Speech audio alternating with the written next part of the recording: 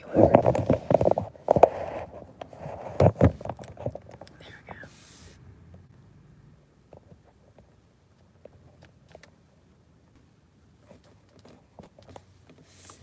There we go. It's good enough. We'll wing it. Y'all know I don't really care about angles anyways. I'm not that girl. I need somebody to care about that for me, you know what I mean? Yeah. I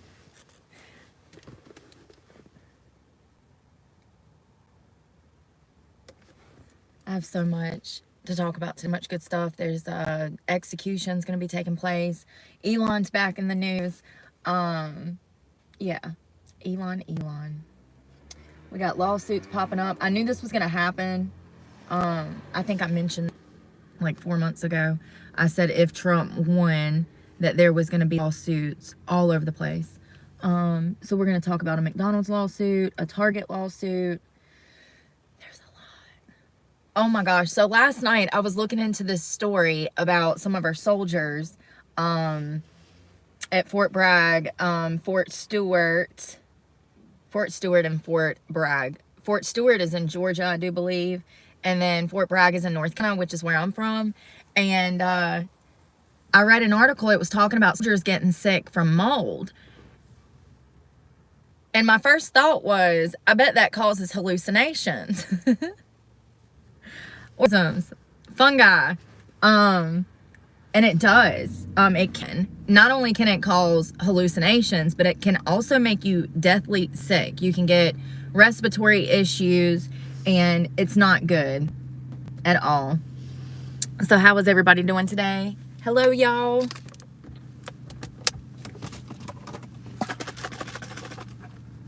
Let's go all the way up. Could you imagine being in the barracks, though, and, like, trim? Like, not good, man. Not good. Luckily, none of these soldiers that we're going to talk about had hallucinations, but they still got sick.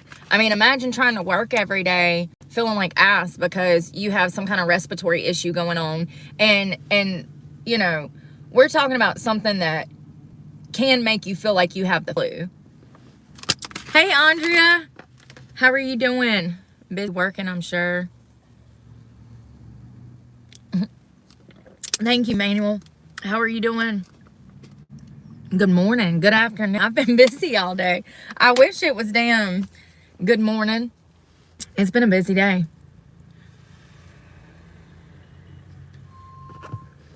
Y'all think I'm joking about that Honda thing, don't you? Look at Grandma double parked. She didn't give a shit. She just come out. Well, she said, I'm parking here and I don't care that I'm double parked. I don't care that nobody can park beside me because I am taking up. She's just right over the line, so we're not gonna penalize her too bad.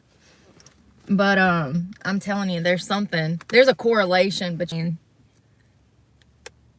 no craps to give and Honda drivers. I wish I had that. Yeah, I wish I could be that nonchalant. I don't know. There needs to be studies done. Anyways, I guess we can start with the soldiers because there was a whole bunch of them that got super sick. And actually saw this a few months ago. I meant to mention it. And I forgot. And then it popped up on my feed. So it looks like there was a bunch of soldiers that were able, for some reason, they were in anonymity. Am I saying that right? For this article to avoid retaliation because none of them was authorized to actually talk to the media. So there was 11 soldiers in all that were having symptoms from mold that was in the barracks. And it's so bad. I'm going to show you a picture. It's so bad. I honestly bet that a lot of our military bases look like this. They're so, you know, they're old. A lot of our, listen, to the best of my knowledge, a lot of these bases are not well maintained. They're not well maintained. The funding is not there to keep up. And a lot of them are from previous wars. So I hope you guys can see this. As you can see, there's like huge mold. All of these guys got sick. This had been a problem for a while at 2 different locations. And like I said, I would be willing to bet that a lot of our military bases look like this. Which is sad because these guys are supposed to be going to get trained and then going into a career, and they're working crazy hours, y'all, especially if they're on deployment. They need to be in the best physical, mental shape, and they're over here getting respiratory infections from mold, which, by the way, is dangerous. It's super dangerous. Houses that get mold like this, they can deem them inhabitable.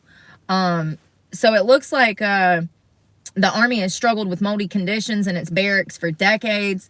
So like I said, it's problematic. There's some more problems than just mold. But I wanted to mention this because this is out of North Carolina and Georgia. And 2 military investigations that revealed that there was rampant mold in both of these locations. All of the soldiers that got sick, they all described similar symptoms tied to respiratory ailments as well as nosebleeds. That's scary. And at least 2 cases, soldiers had to be moved out of the barracks because of serious health concerns.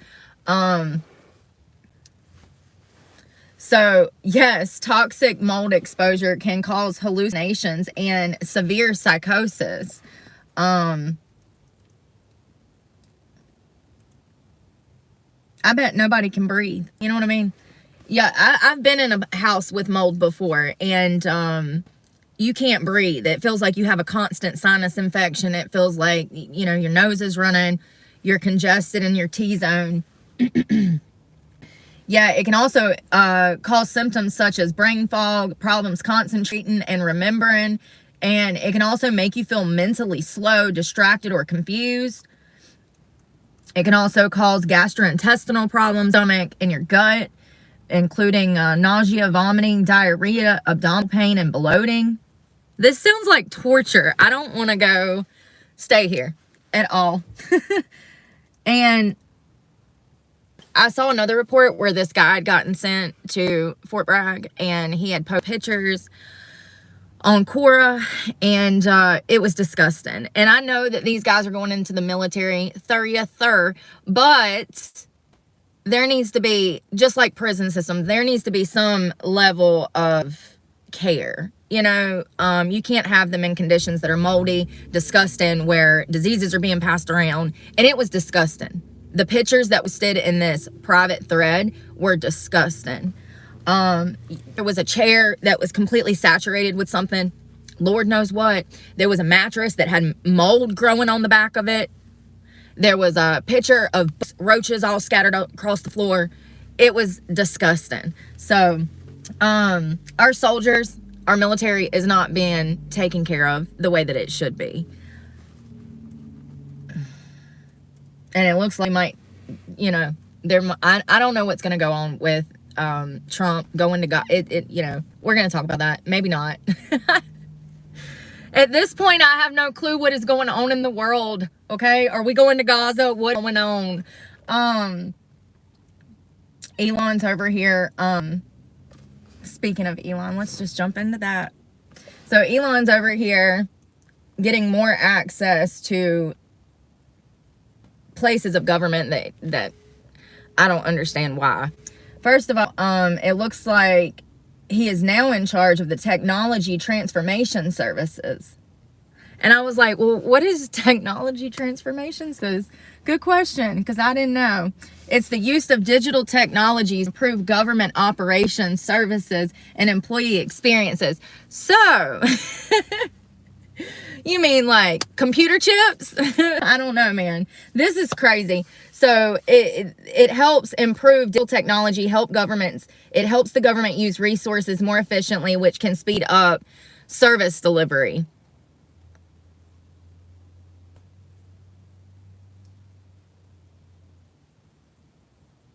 I just feel like that's another red flag for the Antichrist. I know I keep saying this, but it's crazy how much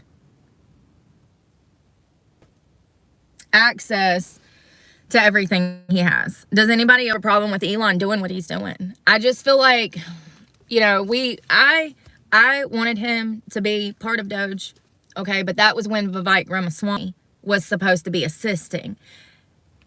Now I kind of feel like Elon has just got like full reign of the government and he can just do whatever he wants. And I understand that he's supposed to be firing people and, you know, firing people that are useless. And he is supposed to be hiring people that are more educated off of merit. I get it. But what doesn't he have his hands in at this point?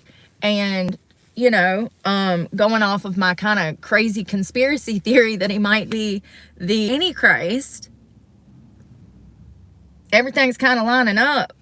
I didn't understand how he could get into a place of a position where he could put a digital currency into a chip or something like that. I didn't understand how. Number one, I didn't understand how the Antichrist would do it. Now I'm seeing it in real life, and I'm like, oh, that's how. I never thought yes, I didn't understand how the Antichrist into a position where he can make one currency, blah, blah, blah, blah, blah, or make people take the mark of the beast. And now I'm seeing it and I'm like, oh, well, he's in there. Listen, I know it sounds like a crazy conspiracy, but if you know biblically what I'm saying, and then you also know it would have to be someone who could interject themselves in society, and yeah, the people would never vote for somebody that would do something like that. You see what I'm saying? So I always wondered how the Antichrist would even get into a position where he would make prophecy happen. And now I'm seeing Elon all over the place. All over the place. Hello, YZZZ. XYZZZ. I don't know. I just, you know, and when I go and I try to find out what he's going to be doing, it's really vague. Everything is. So it looks like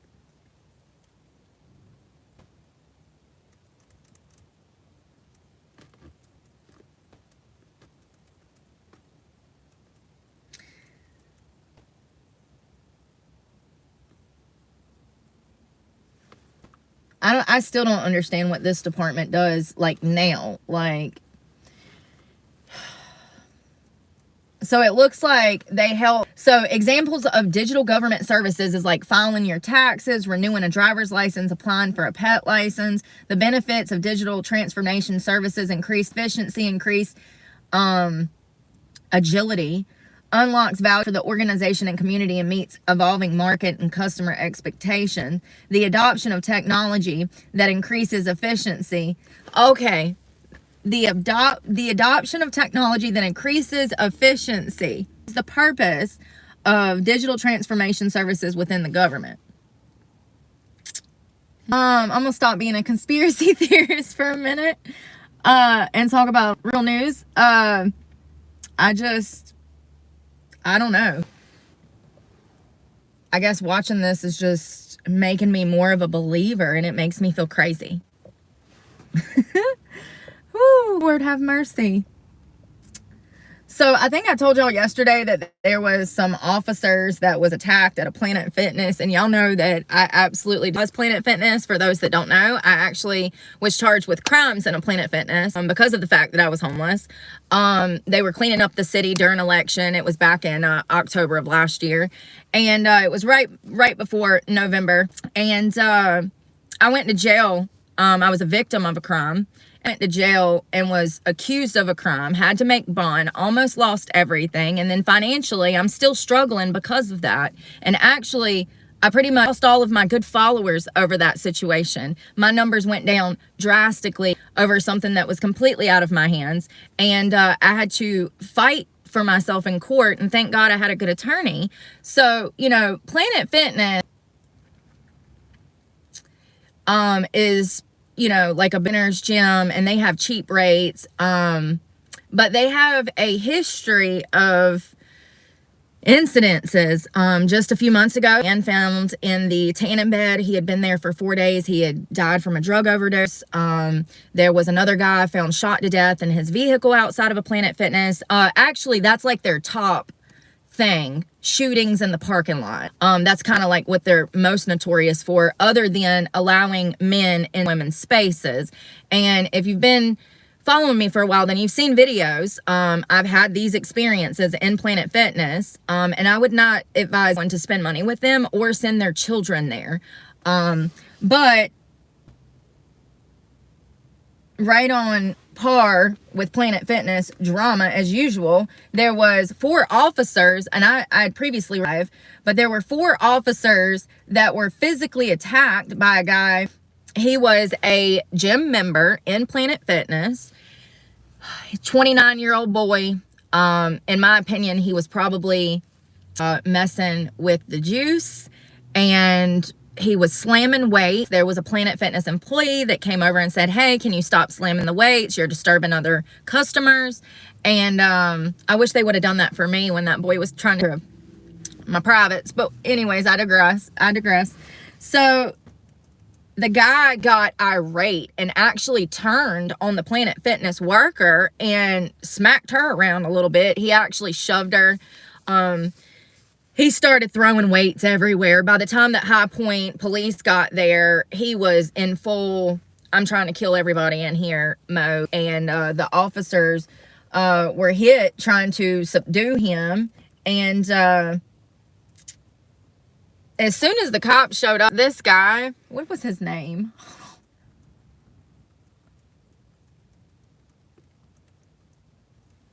This was on East Chester. And can I just say that that Planet Fitness is so dangerous, y'all. Y'all know I talk about High Point and how dangerous it is in that area, how drugs, it's called High Point for a reason, okay? I don't know what come first, the city name or the dope, but that is the stomping grounds for heroin in North Carolina. High Point is just saturated with homelessness, drug addiction issues, and it's not a good area. It's a very dangerous place. Anybody that goes into the fitness, you are putting your life in danger. Clearly, okay, because he was trying to kill people with weight sets. At one point, he was literally picking up Smith machines. If you don't know what a Smith machine is, it's like the size of my truck. Yeah, he was irate and trying to... Alan Hazelwood was his name, 29. And he was charged with felony assault on a law enforcement officer, 4 counts of assault on a government official, 2 counts of communicating threats, assault on a female by a male over the age of 18 years of age, and felony resist, delay, and obstruct a public officer. Due to the fact that he assaulted the Planet Fitness worker is why he was charged with assault on a female. And then he was charged with 4 counts of assault on government officials for assaulting the officers. Yeah, he might not be out anytime soon. It's like all of the officers went to the hospital with minor injuries, and they were all examined and released, so I'm glad that they're okay. But y'all, remember when the girl was working out by herself in her private apartment, and that guy, she let a guy in, and then he tried to physically attack her and R-word her, and she had to physically fight him off. And thank God she did. She survived. She was actually able to get him on the ground headlock. You go, girl.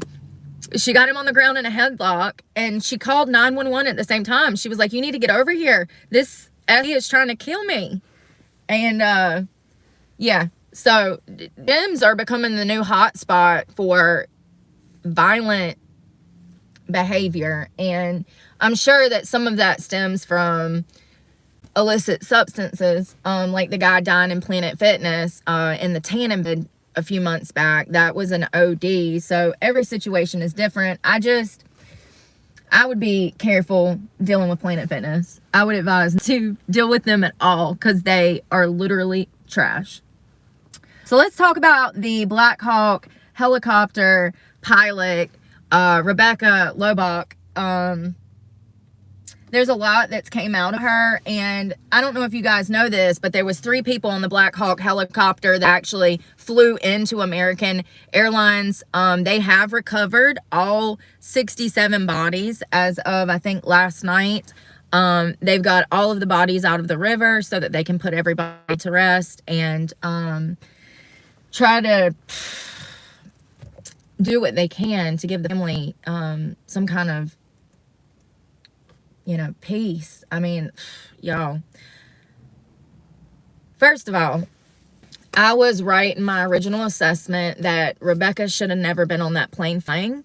An experienced person, or someone with some experience, some experience would be around 1,500 hours there. She had right around 500 hours in there. So I'm pretty sure there's going to be lawsuits over this, because she should have never been. So I can only imagine when those start. But remember, I said it here first. First of all, she was a SA, sexual activist. She was an activist that was on the left, and she was actually given awards by Joe Biden himself. I think it was like a year prior to this or 2. She was at an award ceremony, and she was given a medal by Joe Biden. And you know, she was part, apparently she was bumping shoulders with the up and White House and government and military. And she was most definitely a DEI hire. And, you know, it's kind of crazy that AA, you know, had a bunch of stuff going on, and then we start having all these planes with these issues, and it's really sad. None of those people deserve to die. She shouldn't have been in the air. It looks like, and you know, she's from the North Carolina area too, and she went to UNC Chapel Hill, if I'm not mistaken, and she had served as Army aviation officer since July of 2019, earning an Army medal and an achievement medal after graduating from the University of North Carolina as a distinguished military graduate in the top 20% of ROTC cadets nationwide. Here's the problem. She wasn't in the Air Force, though.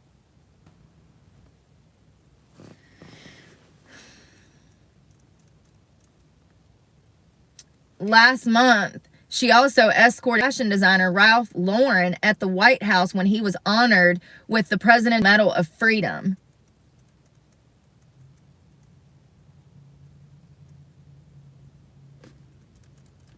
Yo.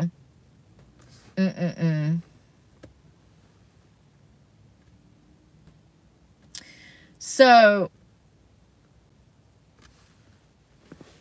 that news article talking about her, like, you know, DEI people not being hired on merit led to a comment that led to an article. Over 90% of U.S. airport towers are understaffed, data shows. Hold on one second.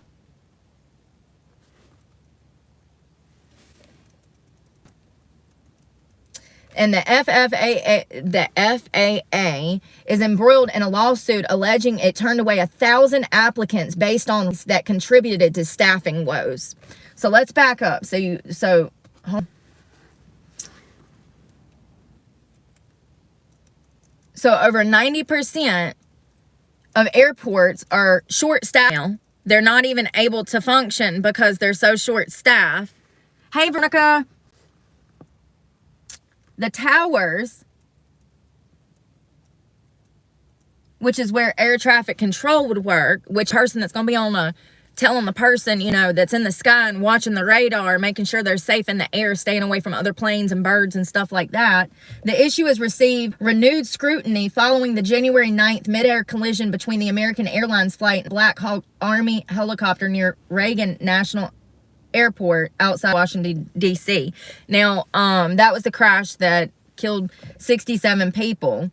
Only one air traffic controller worker was managing the helicopters and some planes from Reagan International Tower at the time of the collision. They had one person That job is normally done by 2 people. Only about 2% of the towers met the Collaborative Resource Working Group's 2024 staffing targets for the number of fully trained air traffic controllers. But there's a pending lawsuit of 1,000 men who claim that they scored top of their classes,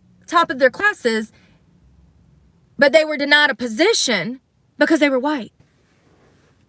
You cannot make this crap up. I know maybe I'm not doing a good job at explaining this, but because of DEI, there's a bunch of people out here looking for work that have been denied access to work air traffic controllers, and we are only at 10% capacity for what we need across the country. Every single airport needs air controllers, needs people in towers, and probably needs people to fly planes and everything. So it's crazy. Only one air traffic controller worker was managing the helicopters and some planes. Sorry. Only about 8% met the target, even when including hundreds of air traffic controllers who were still in training. And that's for 200 airport towers.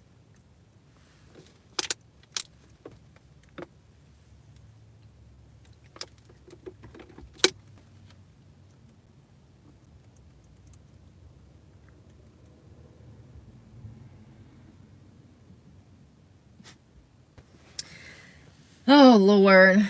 So this data was published in 2020, from the end of year 2023. This data was published in the FAA Air Traffic Controller Workforce Plan, an annual report to Congress on the status of the agency's efforts to overcome decades-long struggle to recruit and retain enough controllers to keep Americans safe while flying.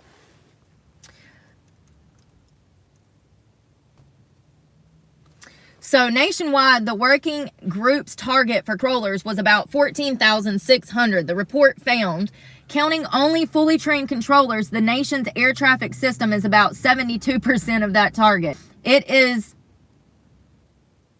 hold on.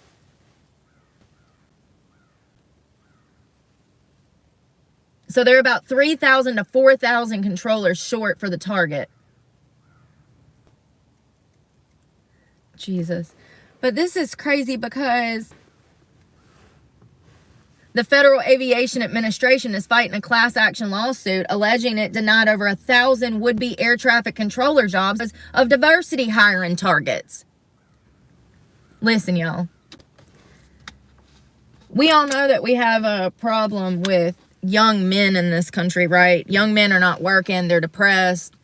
They're not. It's really, Jordan talks about this a lot, Jordan Peterson. We really have a problem with young people.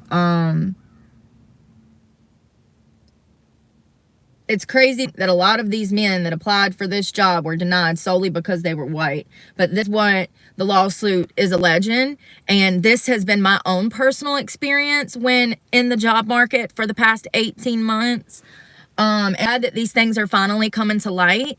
It lets me know that I'm not alone. But let me find out that for the past 5 years that white males have been disproportionately discriminated against and not able to find work because of the fact that we're white males. And this has contributed to the problem that we have, young people not wanting to work. Okay. When you're starting from the bottom, and you keep hearing no, no, no, it literally tears your soul apart. So I understand why our young guys from 18 to 40 are not wanting to work, because I'm starting from the bottom too. And I understand that makes you feel like you have to play catch up. This is crazy. And I feel so bad for these men because they scored so high. Listen. So complaints about the FAA's hiring policies resurfaced after the American Airlines passenger plane and the Black Hawk helicopter crash in Washington. Details of the litigation emerged. So it looks like there was a suit filed in 2015 against the federal it suggested the Federal Aviation Agency obsession with diversity, hiring, and inclusion had only ensured that an accident was likely to happen. Now, that lawsuit was under the Obama administration. Yo, I found out today he's kin to Bush. Obama is kin to Bush. Did you know that? Candace has a whole episode. No, was that Candace? I don't know who that was. Listen, I know I sound crazy, but Obama is kin to Bush. I can't make this stuff up if I tried. Fact check me. I don't know who told me that, but I saw something. Hold on one second. So there was a guy who was white, alleges that he was discriminated against solely because of his race. His application was rejected. The would-be air traffic controller who graduated from Arizona State University in 2013 was turned down for a job even though he had scored 100% on his training exam. Bro was qualified. Oh, and that's... So... Oh, wow. They got a dang...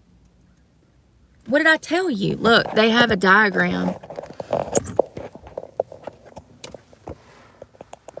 This is what happened. What did I tell you? She flew right into it. Flew right into it.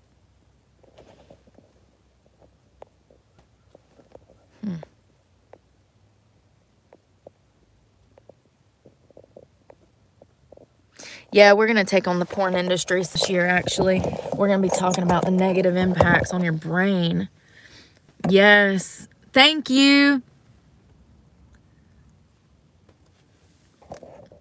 Yeah, well, not anymore, Veronica. That's going to come to an end. By the time Trump's done with them, yeah, the time Trump's done with them, they'll cry when they hear the words DEI. So it looks like the lawsuit adds to the mounting criticism at the FAA that the FAA has faced, and this over its hiring policies, with some, including President Trump, claiming diversity programs are part to blame for understaffing and overall lower standards for air traffic controllers.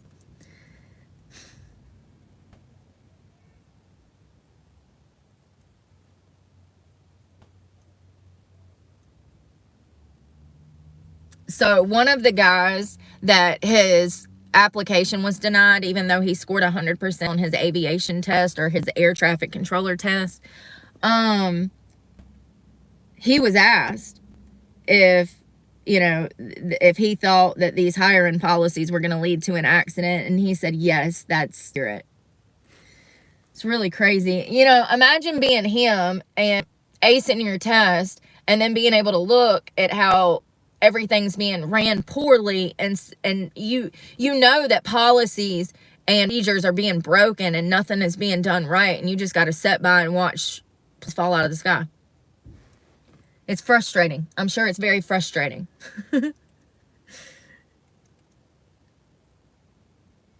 Well, it looks like there's more. Let's see here. More lawsuits.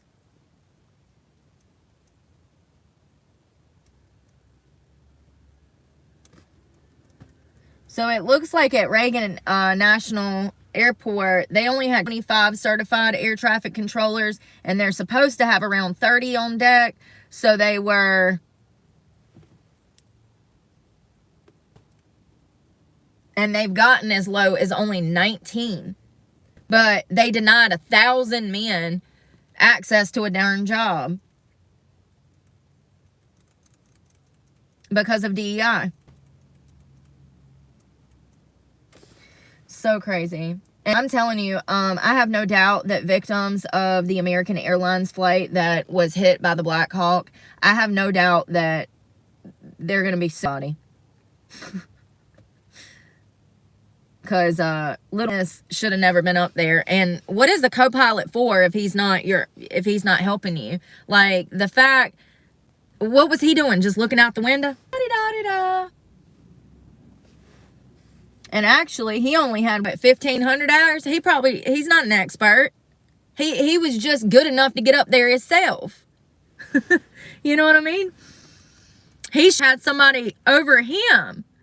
Like, yeah, I don't think, yeah, he was not even qualified enough to be supervising her. Do you see what I'm saying?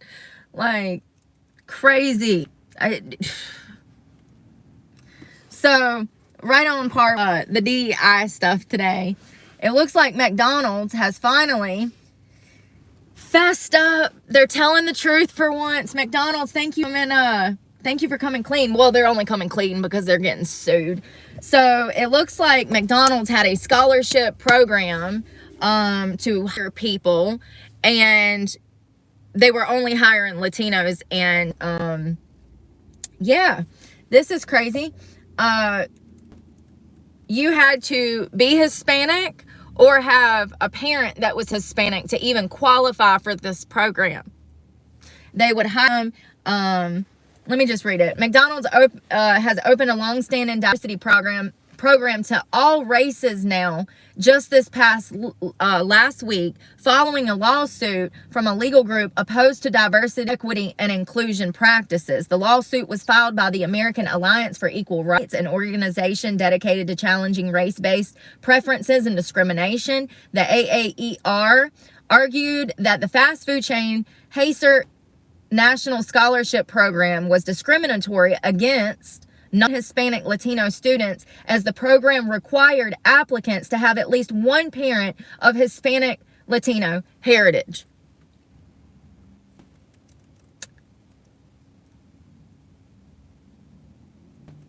You know, I told y'all, I said this last year, and I told y'all, I said they won't hire me because I'm white.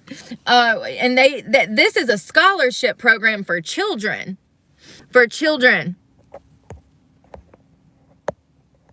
They go through McDonald's. They work.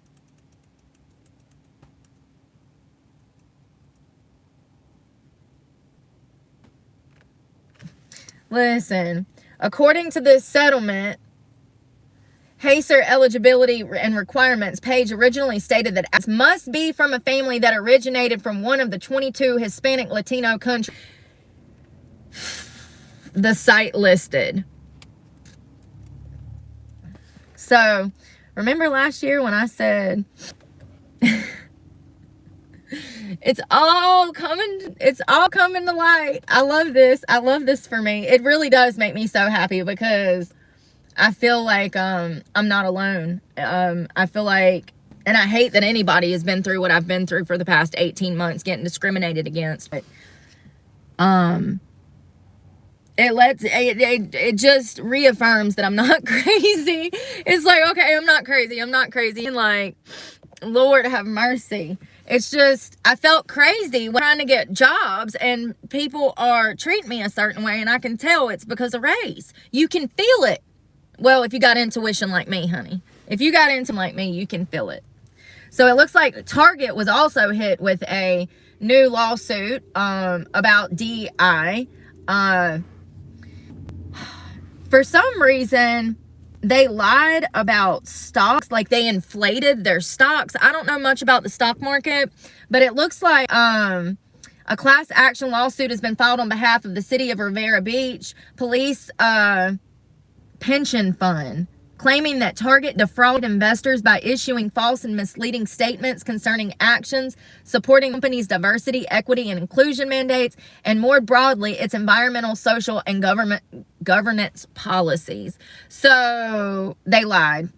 The suit alleges by failing to warn investors of the ESG DEI risk, its stock price was artificially inflated, and board members secured re-election, causing additional damages. So y'all have been bamboozled.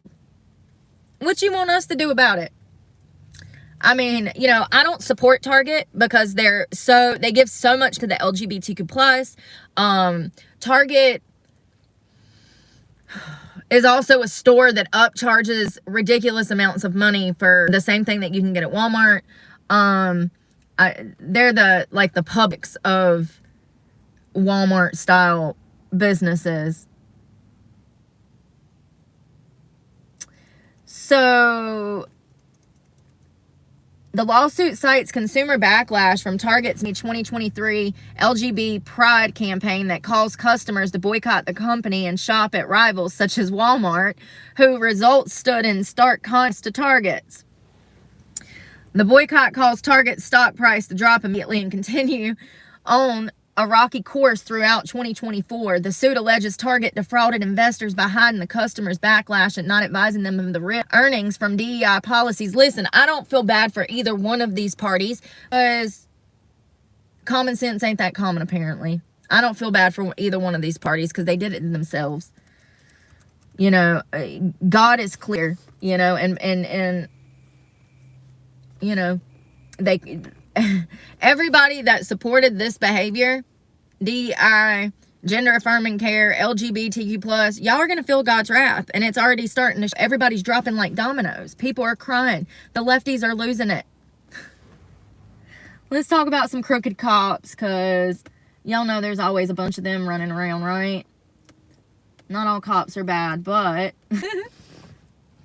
history has a way of repeating itself. So it looks like there are over 200 cases dismissed after 2 state troopers in North Carolina outside of Raleigh, Wake County. I love the headline. Hold on, you'll get a kick out of this. Nearly 200 cases dismissed after North Carolina troopers allegedly made misleading statements. Is that what we're calling bold-faced lying now? Misleading statements. So, oh my God, y'all, I'm so sore. Oh my God, I'm so sore. Nearly 200 cases have been dismissed after 2 state troopers in North Carolina made statements that appear to have been false and misleading. Code words for falsifying police reports while wearing a badge.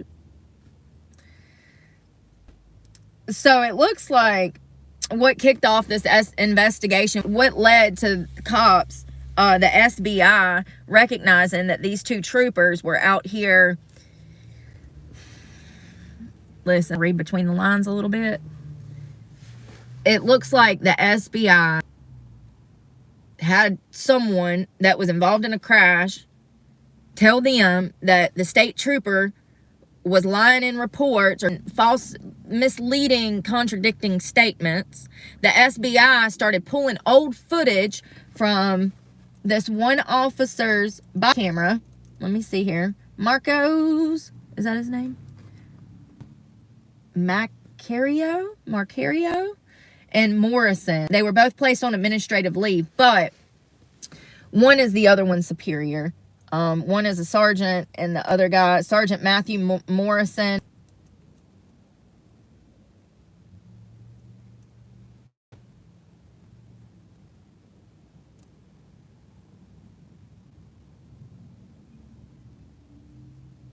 Garrett Lee Macario.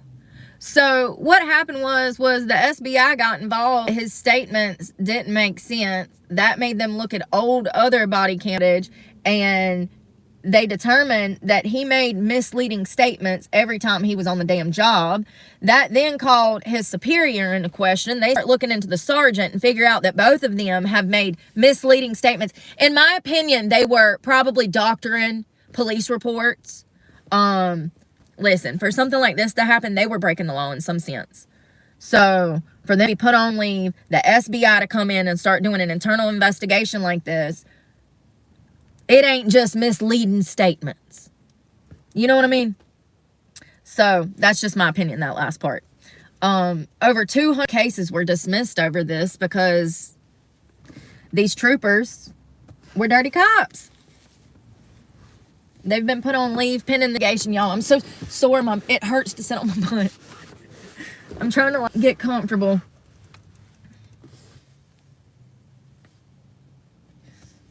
They're assholes in Raleigh anyways.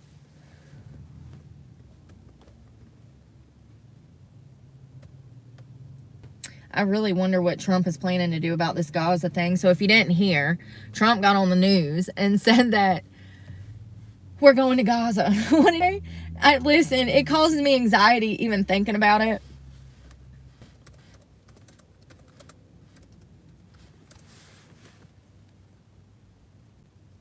He's going to take over Gaza.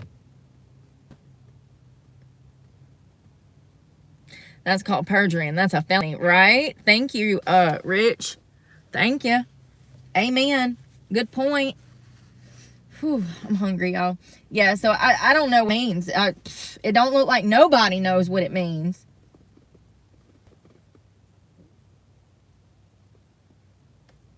No clue.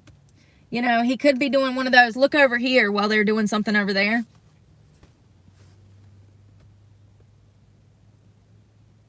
I found this interesting. I had one of my aunt said to me one time, something about Israel's chosen people, and so I was thinking about that this morning. And as it just so happens, the Bible actually states that those who bless Israel, God will bless them, and those who curse Israel, God is going to curse them. I think that's one of the few times we see like God threatening to curse people, right? Like that's like some black magic shit. I'm joking. But you know what I mean? Curse, that's pretty severe, bro. It's pretty severe. I don't know. I found that interesting.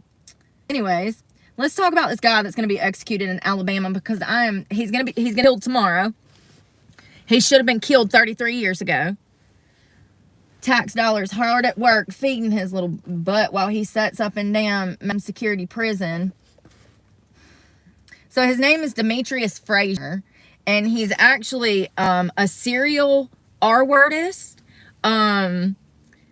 So studies have shown, psychologically speaking, the only type of people, violent offenders like this, that are non-reformable are actually serial R-wordists. There is nothing that psychologists, doctors, medical professional, mental health, drugs, none of that help this sexual perversion that lie within these type of serial artists. So from science, we know that it's a waste of money to even keep them on death row, because there's nothing that we can do psychologically to reform their brain from having that perversion in them. When they assaulted as many people as Demetrius Frazier has, they should have been executed immediately. So I want to talk about this because this case dates back to the 1990s. There was a woman named Pauline Brown back in 1991, a 40-year-old woman who was, her home was broken into through a window. He proceeds to steal money out of her purse. He then wakes her up demanding more money. I think he like $80 out of Miss Brown, and he then proceeds to violently assault her. And at this point, he was at a crossroads. He could have let her live. He had no reason to kill her, but instead he chose to pull out a gun and shoot her at point blank range in the head. Now, this actually was the second time at this point that Demetrius had murdered a woman. He actually murdered a different woman named Crystal years prior. And the craziest part of this whole story is it was actually an unrelated charge that even got him into an interrogation room, and he actually requested to confess when he was being held in jail on unrelated charges. So let me just read some of this. This is trigger warning. This contains details of disturbing and violent crime. A killer and an R-wordist described by one investigator as the most vicious person he has ever come across is set to become the fourth inmate executed by nitrous gas in the U.S. since Alabama began using the controversial method last year. I would like to know more about nitrous gas, so we might actually venture into that, the different ways, options to execute people, because I'm a firm believer in the death penalty. So, especially for sexual predators like this, because they're non-reformable. They will never get better, and if you let them out, they're going to harm more people. Demetrius Terrence Frazier, who is now 52 years of age, is set to die by nitrous gas Thursday. That is tomorrow. And this is for the robbery, R-word, and murder to 41-year-old Pauline Brown on November 26 of 1991 in Birmingham, Alabama. If the execution moves forward, Frazier will be the first inmate executed in Alabama this year and the third in the nation. So it looks like Republicans are hard at work behind the scene trying to get the wheels of the death penalty rolling. And in return, what it'll actually do is it free up space in prison. It'll actually will save money. And yeah, it starts the process of punishment for crime in this country, because currently that's not the system we have. Frazier is facing a state-induced Frazier is facing a, quote, state-induced gasping and gruesome consciousness suffocation. Listen, they trying to pull on your heartstrings. We ain't going to this. Absolutely not. I don't care. So his attorney is trying to say, this is what I wanted to talk about, was his attorney is trying to say that this is cruel punishment, blah, blah, blah, blah, blah, blah, blah. They're trying to get, a stay of execution. They're trying to, at the last minute, I'm sure his lawyer is working his ass off right now to prevent him from being killed tomorrow. But I don't want to talk about that, because we know about that, because he deserves to die. And I'm going to tell you why. So it looks like he was arrested in Detroit, Michigan. Hold on one second. This is him now.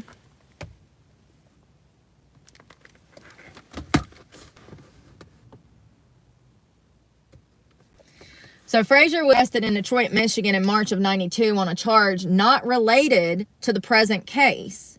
While in the custody of the Detroit Police Department, Frazier was interrogated by Detective Kenneth. During the interrogation, he confessed to the murder of a woman in Heights Apartments in Birmingham, Alabama. So he just snitched on himself. I mean, and thank God. Maybe that these types of offenders don't have consciences. This is narcissistic, psychopathic behavior, okay? So it's psych behavior, sorry. And the fact that he told on himself is a miracle, because usually the perversion makes these type of offenders deny.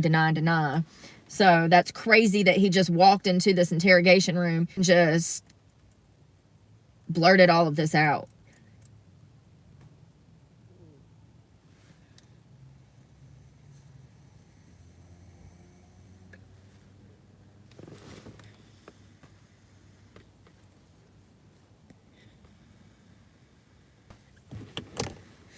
Sorry, y'all. My windows don't work right now. So on the early morning, this is what he told the cops when he requested to talk to the detective Kenneth. This is what he told Kenneth. Early in the morning of November 26th of 91, Frazier saw a light on in Miss Brown's ground floor apartment at the Heights apartment complex in Birmingham. He removed the screen, entered the apartment through the window. Frazier searched the apartment and found $5 or $10 in one of the bedrooms. He then heard a television set on in one of the other bedrooms. He went to that room to see if anyone was there. He found Miss Brown asleep in the bedroom. He awakened her. He was armed with a .22 caliber pistol. He demanded more money. Miss Brown gave him $80 from her purse. Frazier then forced her at gunpoint to have with him. While he was R-wording her, he had the pistol at the back of her head and then fired the gun. Fearing that someone had heard the gunshot, Frazier left the apartment. He went across the street to see if anyone had heard the shot. Satisfied that no one had heard the shot, he returned to her apartment. He searched the apartment for more money and confirmed that Miss Brown was dead. He then went to the kitchen, ate 2 bananas, and left the apartment. He threw the pistol in a dish. A Jefferson County grand jury indicted Frazier on 3 counts of capital murder. Count 1 charged Frazier with the offense of murder made capital because it occurred during commission of a robbery, which is very common and rightfully so. Count 2 charged Frazier with the offense of murder made capital because it occurred during a burglary. And count 3 charged Frazier with the offense of murder made capital because it occurred during R-word. Frazier, who had been 19 years old at the time of the crime. Whoa, I did not know that. I guess it makes sense if he's only 52 now. Whoa, y'all, that's wild. This man ain't right in the head. If he's out here doing this level of violence at that age, there's probably so many more victims, and they do think that there's other victims out there that never came forward, and potentially bodies that have not been found. Anyways, at his arraignment, he pled not guilty. He was found guilty and sentenced to death. They found him guilty of capital murder. I did read that when they were voting on the death penalty, it was 7-2 or something. And I was like, that don't make up 10. But whatever. Yeah. They voted to give him the death penalty, and he was sentenced to death. Now, that was 33 years ago. He has still just been sitting there soaking up tax dollars, getting fed off tax dollars. It's just crazy. But that's not the worst of it.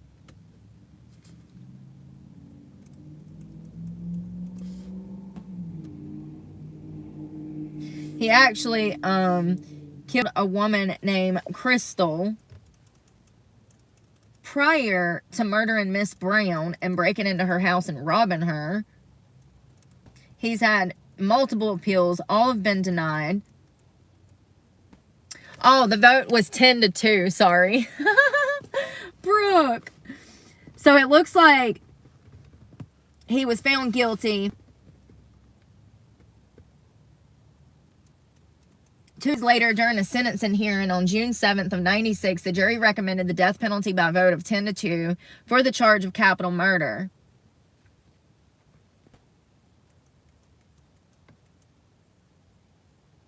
So he's been sitting there since 96 waiting to die. He did the same thing to Crystal that he did Miss Brown. He shot her in an attempt to assault her sexually. And he had other victims.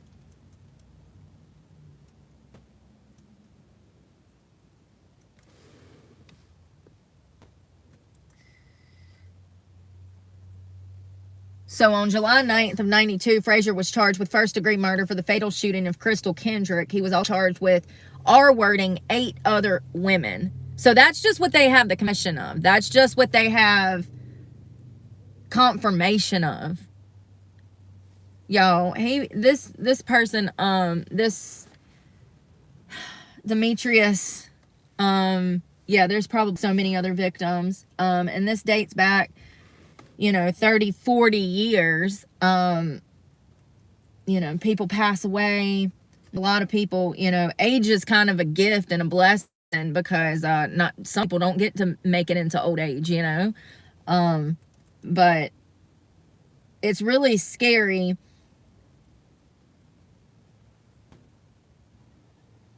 that you can do this many times, kill multiple women, assault others, and attempt to murder them, and they even think about letting you have life in prison without this of parole. That should not even be an option when you've made it this far into psychopathic behavior. This is as worse as it gets when we're talking about crimes against, humanity, women and children. I mean, this is worse as it gets. This is the worst of the worst. He literally murdered multiple women and assaulted multiple others. What qualifies for the death penalty if he doesn't? And that's a genuine question, Who qualifies for the death penalty if this guy doesn't? He is due to die tomorrow. There's not a specific time, but, you best believe that I'm going to be happens, because someone like Kim will never give her. And matter of fact, it's a danger to society to just have these people laying around in the prison system, because you have people like Joe Biden that get in positions of power and they want to pardon people. And Lord forbid, if this man was to ever get back out on the street, you can best believe it's only a matter of days, minutes, hours, I don't know, before he reoffends. Because psychologically speaking, he will never be right in the head. And there's nothing we can do to rewire his brain. And it's unfortunate. I don't know if people are born like this. I don't know if this develops because of some, I don't know, exposure to perversion early. I don't know if it's trauma or, you know, because we do know that victims of SA have a chance of becoming predators themselves. I don't know. But what I do know is that there's nothing that we can do psychologically, medically, medicinally to help these people. And the worst of the worst type of offender. And we have the death penalty. And so, R.I.P. Demetrius Terrence. I hope your time in hell is enjoyable for you.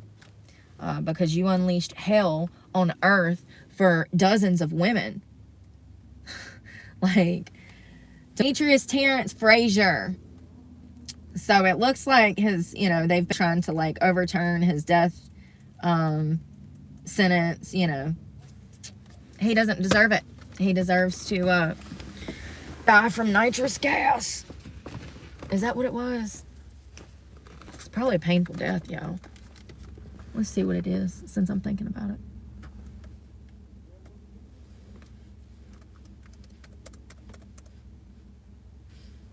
Was it nitrous oxide? Yeah.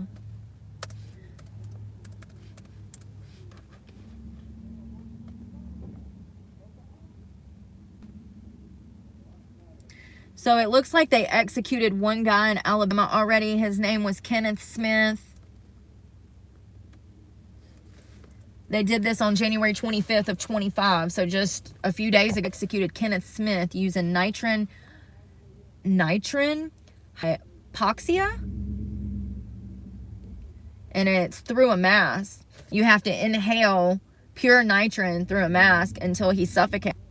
Despite state claims that it would be painless death, listen, that's karma, okay? Apparently, it was not painless. Karma. Somebody's got to be the guinea pig sometimes. Listen, don't be out here killing women and children and being sexual predators and you won't end up being a guinea pig. I don't know what to tell you. All in the name of science. Despite the state claims that it would be painless death, witnesses reported Mr. Smith shook, convulsed, writhed, what's a writhed, and gasped for minutes until he was pronounced dead. Oh, wow. It took him 22 minutes to die. So this is not a feasible option, in my opinion. I don't agree with that. I don't agree with that. Even though I agree with the death penalty, I still agree that it needs to be humane in some sense. You know, this is 22 minutes to die from that is like, I bet that's a painful death. That's karma. I don't know if I agree with using this as a method, but it sounds like boy is going to be going through this tomorrow. Demetrius Terrence Frazier, because this is why his lawyer is in the media arguing that, hey, okay, now I see. Well, you know, sometimes you need a few test trials to make sure, you know, so we need a few test trials, you know, so we'll see what happens tomorrow. Veterinary scientists who have carried out laboratory studies on animals have even largely ruled nitrous gas out as a euthanasia method due to ethical concerns. Okay, see, this is what I was saying. Ethically speaking, I wish I could be like, the longer the better, but ethically speaking, it's wrong to let these people, regardless, it's wrong to let them suffer. It looks like a Authorities in the U.S. and Europe have issued guidelines discouraging nitrous use for mammals, citing potential distress, panic, and seizure-like behavior. You know, I agree with this. It's wrong.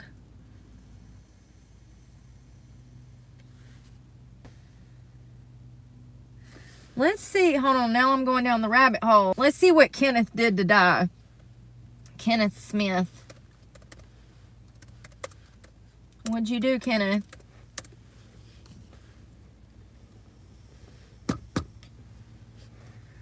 Nitrin hypoxia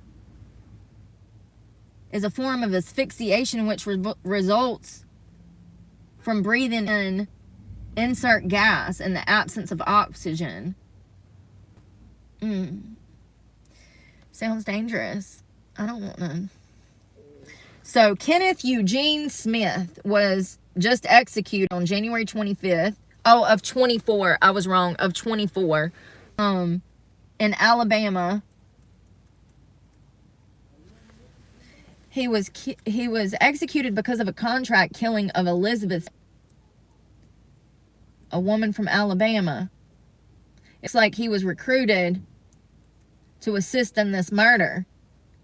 Oh God, they stabbed her to death.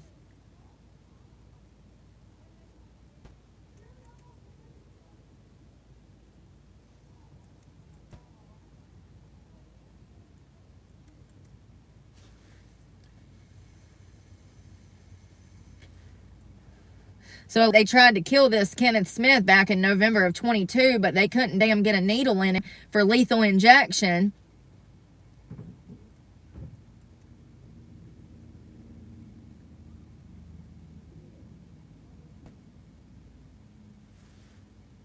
So then they were like, well, since we can't get a needle in him, they were unable to connect the intravenous lines to Smith at the time available expiration of the death warrant was issued by the Alabama Supreme Court.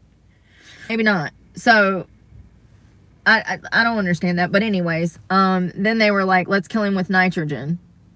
Nitrogen, that's what it is. He killed his wife. It was a murder for hire. Listen. I don't know if I agree with him being killed. I mean, he killed somebody, but lots of people kill people, okay? I'm not saying it's right. I think that death penalty needs to be, I mean, he's gone now, so I can't fight for you. Never mind. I feel like that is reserved for psychopaths, people that are non-reformable. This was more of a stupid contract killing. And I'm not saying it makes it any better, but what I am saying is that people make mistakes and they have to learn from those mistakes. And some people's mistakes are a lot worse than other people's mistakes. And speaking from experience here, if he was the Gilgo Beach murderer, the Golden serial killer, absolutely. But we're talking about somebody who did this, let's be honest, probably for money. And it mentioned that in the article, something thousands of dollars. So he was probably young, stupid, broke, knew some guy, hanging out with the wrong people. Listen, I'm going off of assumption here. But yeah, that's it's wrong. And he stabbed her too. I mean, that's brutal. It's gruesome. But there have been people that have made mistakes like that and turned their life around, believe it or not. So I'm not saying that it's right. I'm just saying that I don't know if I agree with him being executed, because it's not like he killed multiple people. Now, if I could take a gander at his full, complete criminal record and see a pattern of behavior, then that might be different. But I don't have that, do I? So yeah, I don't know if Mr. Frazier will be executed tomorrow, but he sure deserves it. If anybody qualifies, it should be him. And I got like a list of like 20 others that we've damn covered stories on in the past year that we could add to that list. I guess we need to damn... Good for you, Alabama. Look at y'all. Look at Alabama over here damn... I'm sure that y'all are like, Republicans in Alabama have been damn trying to execute this guy 30 years and they wouldn't like just kill him, you know? He's sitting there eating good, getting paid money by the state, you know, because they can work a job. If you've been in there that long, that's all you have to do. So he's been getting paid by the state. Thank you. You know, Alabama's tax dollars have been keeping him fed and happy in prison, and it's not right. And hell, for him to be robbing people like he was, in my opinion, if I had to do like, yeah, I think there was probably some crack involved in Miss Braver. Listen, I'm going off of guessing. 19 years old during the crack epidemic, 1991. So, you know, I don't know. The whole robbery thing, breaking in, all those breaking and enterings, it just screams 80s crack. Okay. So, and then the SA, we know statistically speaking that a lot of offenders that commit those kinds of sexual crimes, they are actually on drugs. That's scary, but alcohol and stimulants seem to be, you know, common. It's, you know, crime and substance abuse hand in hand. Hand in hand. Crime and substance abuse. I don't know anything about his drug history or anything like that, but I'm cold. It's cold today, y'all. I'd be willing to bet, though, that he was on some drugs. Shit's crazy. If anybody deserves to die, it's definitely him. But anyways, well, I'm gonna run, y'all. I'll have a good day. Got a lot to do. Y'all be safe, and we'll talk tomorrow. Tomorrow, we're gonna be talking about Kenny Genovese. I wanted to, like, there's new stuff that has come to light about that whole situation. There was a woman that was killed in the middle of Brooklyn back in the 1960s, 1964, and it's a crazy case. It was in the middle of the neighborhood. Everybody saw it. Everybody heard it. And she was brutally murdered as people watched. People literally watched. And, you know, the crazy thing is when I was researching that, I ran across a similar case that recently happened on the subway where a woman was physically attacked by a guy, and everybody on the subway cart watched everything go down, and they pulled out their phones and started filming instead of helping her. The scariest part is that I would think that, yeah, sure, there's a few people that would behave that way in that situation, but to know the entire subway cart pulled out their phones to record this woman being SA'd right in front of them, to know the whole subway behaved the same way, that's the more concerning thing for me. I would figure maybe one or two would, you know, oh God, and mind their business, but to find out everybody ignored and nobody helped, it's the exact same circumstances as Kenny Genovese. And it's sad, but there's many circumstances to why the witnesses of Kitty's murder did not come forward, and I want to talk about that too. But yeah, we'll talk about her some tomorrow, and I just wanted to like learn a lot of it because it's a very interesting case, and you know, it's disturbed people still to this day. There was recently a small boy. He was a small boy in the city. He came out, and he remembered her, and he knew her, and his mother was friends and a close confidant. You know, this woman would confide in his mother, and he was a baby or a child at the time. And this grown man now can't even hardly talk about this case with just breaking into tears. So it deeply disturbed him, and he's carried it with him since the 60s. And he's a grown man now, still traumatized by this poor woman's brutal murder. You know, and I think that for him, he wanted to help, and he would. If it was today, he would absolutely jump in and say he would have saved her. But as a child, he recognizes that he was defenseless and couldn't do anything to help her. And God, you know, sad. Great case, sad case, a case that we're gonna learn from tomorrow, because there's a lot of points in that case that's helpful, psychologically speaking. Yeah. you know, God wants us to be there for each other, help each other. And I feel like that's been lost because God is lost in this country. At the end of the day, we are all brothers and sisters. So whether we want to be or not, like my mama used to tell me, regardless if you want to be my brother or not, you are, and we are all that we have, you know? So yeah, we are all brothers and sisters in Christ. And if you something, you should absolutely say something. And if you witness something and it's a life-threatening situation and you don't do something to help that person, listen, I'm a tough critic. You're bad as the person that was attacking whoever if you don't do something to help. And that's just my opinion, because I'm a loyalist. I'm loyal, okay? I don't care if I know you or not. I witnessed some stuff and I'm going to go to bat for you. And I have before. It put me in a horrible situation. I almost got my ass whooped by some damn woman in Charlotte one night. I witnessed her son being strangled, and she was doing it. Talk about child abusers. Let's talk about a real child abuser, because I'm coming out of a Mexican restaurant with my boss man after a day's work or something, and I see a little boy running up the parking lot screaming for dear life, and I see this big barreling behind him, and she catches up to him, literally chokes him off the ground by his neck. His little feet were dangling, and she's got him in a damn, both hands around his throat. And I immediately jumped into action. I was like, put him down, put him down. And then my boss starts screaming. He's like, stop hurting him.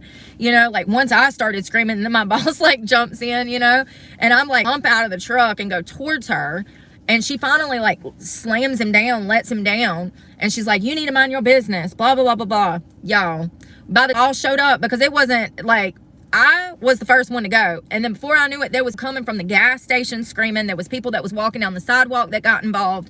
Like, I guess when people saw me reacting to her and I drew attention to her hands around this poor boy's neck, everybody kind of, that was just walking down, everybody kind of just got involved. Before you know it, the cops were there. Come to find out, she was living out of a crack hotel that was right in behind the strip club that I stripped at. And had 3, 4, 5 kids living up in this 1-bedroom hotel.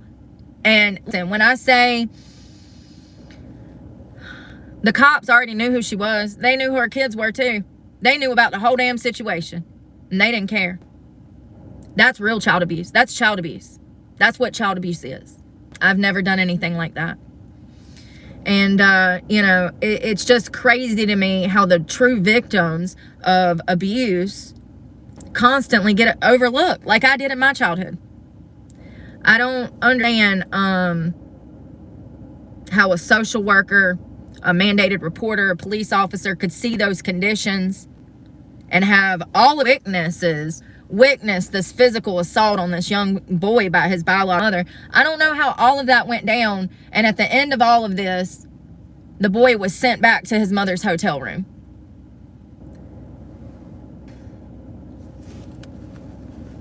It's just crazy to witness something like that and know that children are being harmed and you can't do anything about it. I guess in that moment, I thought I was about to have to fight that bitch. For real, because she like him down and her focus shifted to me. So it was a real sketchy situation. But one thing was for sure is that I got my ass beat like that, exactly like that as a child. I'm not going to sit by and allow anybody to treat a child like that in front of me. I don't care.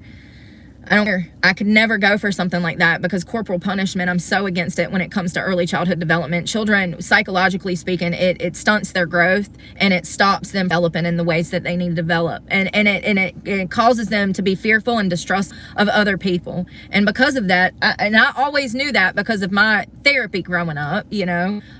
So I always knew that. And it's just crazy to me how that situation went. I think about it all the time, and I think about where that little boy is and his siblings living up in this cockroach infested motel with dirty clothes everywhere. I mean, y'all, conditions are borderline inhabitable in this hotel that I'm talking about. And wondering, it's in Charlotte, North Carolina, right in behind the Gentleman's Club, directly in behind the Gentleman's Club. If you know, you know, there are literal prostitutes that walk down that strip right there. MQT. Sad situation. So anyways, I've got a technology thing that I gotta call and do. I'm trying to make an appointment with this one to get some advice when it comes to technology stuff for my channel. So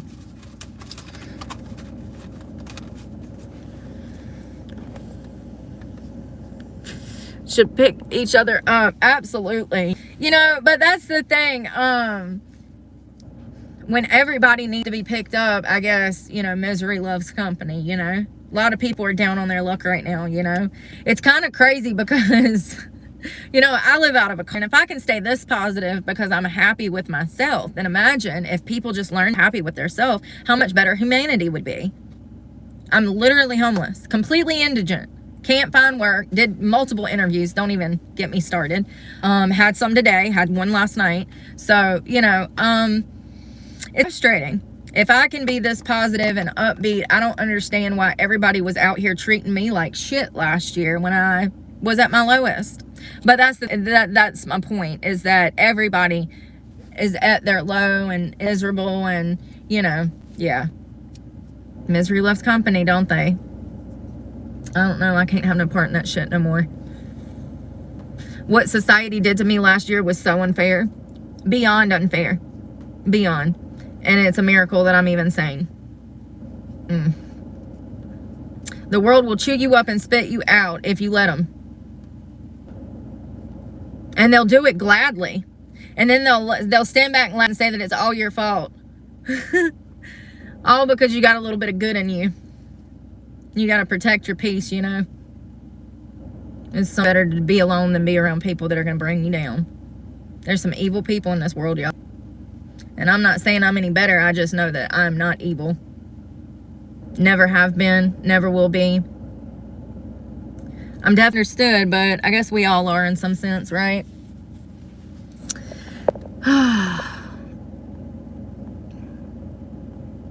Well, I'm about to run, y'all. I got to make some phone calls before 5, and I hope y'all have a good day.